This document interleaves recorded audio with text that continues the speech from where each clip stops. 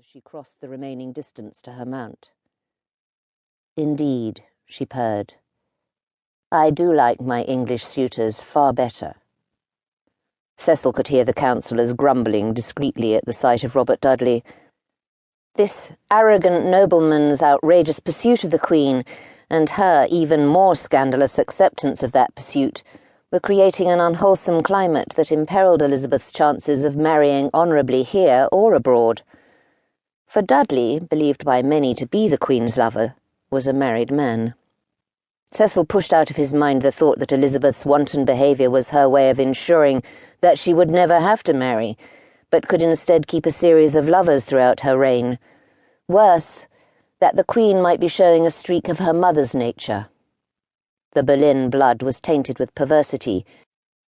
As it was, everyone, from Elizabeth's royal advisers, who supplied her with endless choices for matrimony, to her childhood mistress Cat Ashley, who begged the Queen to come to her senses, to her loyal subjects, who petitioned her daily, was demanding that for her honour's sake and the welfare of the kingdom she marry and relinquish the reins of government to her lawful husband.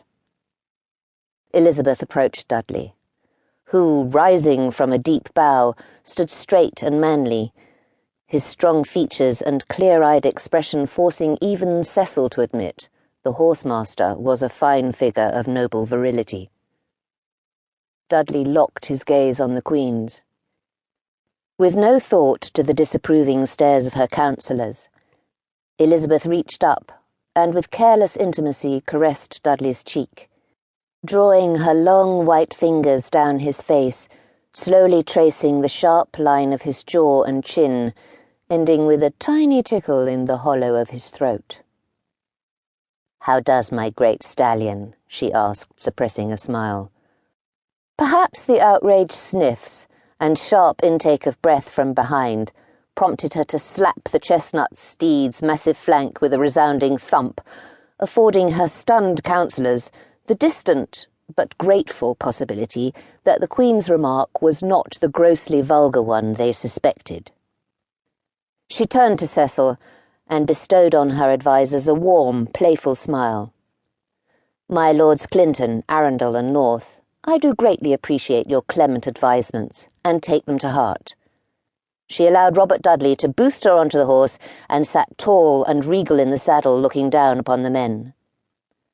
"My choice of husband and king is one not lightly made, requiring much reflection. So you will forgive a poor, weak woman's hesitancy to commit. But I do promise this: when the decision is made, you will indeed be the first to know. Good day, gentlemen." With a swift kick, her horse was off. Dudley, inclining a mockingly respectful head to the counsellors, leapt upon his own horse and sped off after the Queen, who had already attained a full gallop. Cecil and the other chagrined advisers turned, and without meeting each other's eyes, began a slow and troubled walk back to the royal palace. It was late in the afternoon when the first sunshine pierced the overcast, falling through the cottage window in a golden swath across Elizabeth's pearl-white and naked breasts. Dudley, reclining close beside her, propped upon an elbow, traced a lazy path around the small, dove-soft mounds with a rough-skinned but gentle hand. He grazed the rosy nipple, and it moved beneath his touch. An unexpected sigh escaped the mouth whose painted lips had by now been kissed clean. Her eyes fluttered behind the lids and opened slowly. Elizabeth and Dudley had had a hard ride through green April fields and come at last to the Royal Hunting Lodge, a rough and tiny timbered house at the edge of Duncton Wood. The pair had entered laughing, breathless from their exertions, but with the blood racing in every extremity, and had fallen into passionate embraces and kisses, and, as had been progressing in the months preceding, to several intimacies. "You take some liberties with your Queen, my love," Elizabeth murmured with just a trace of sharpness. Measuring his words and finding room for boldness, Dudley replied, "I mean to take more, Your Majesty." Her protracted and steady gaze was surely meant to cause hesitation.